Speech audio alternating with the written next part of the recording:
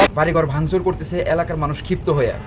কারণ হলো এই বাড়ির যে সন্তানটি সে এখন বেলজিয়ামে থাকে, নাম হলো অন্তু।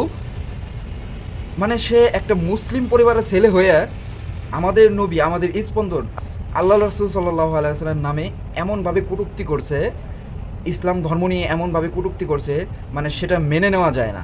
এই জন্য এলাকাবাসী ক্ষিপ্ত হয়ে তাদের বাড়িঘর ভেঙে দিতেছে। আসলে ভাই আমি একটা কথা বলবো, তুমি মুসলিম থাকবা না এটা কোনো ঘটনা না, মুসলিম থাকবা না তুমি ঘোষণা দিয়ে অমুসলিম হয়ে যাও, কিন্তু এই না যে তুমি মুসলিমদের অন্তরে কষ্ট দিবা, মুসলিমরা যাকে লালন করে তার বিরুদ্ধে কটূক্তি করবা, এটা কেউ মেনে নেবে না। ঠিক আছে, আমি আসলে বুঝি না মানুষ যে কেন এইগুলো করে, এর পরিণতি কি হয় ইতিপূর্বে অনেকবার দেখেছেন। কেউ যে আল্লাহ রসুল সাল্লাল্লাহু আলাইহি ওয়াসাল্লামকে গালি দেয়, কটূক্তি করে, হয় তাকে শেষ করে দেয়, হত্যা করে ফেলে, না হয় বাড়িঘর ভেঙে দেয়, পুড়িয়ে ফেলে বাড়িঘর, অনেক হেনস্থার শিকার হয়। তাহলে কেন এই কটূক্তিগুলো করতে হবে, বা এই কটূক্তি করেই আপনার কি লাভ হয়েছে? এক তো আপনার অনেক ক্ষতি হয়েছে, আপনি মুসলিম থেকে খারিজ হয়ে গেছেন। ঠিক আছে, তওবা না করা পর্যন্ত আপনি এখানে ফিরে আসতে পারবেন না।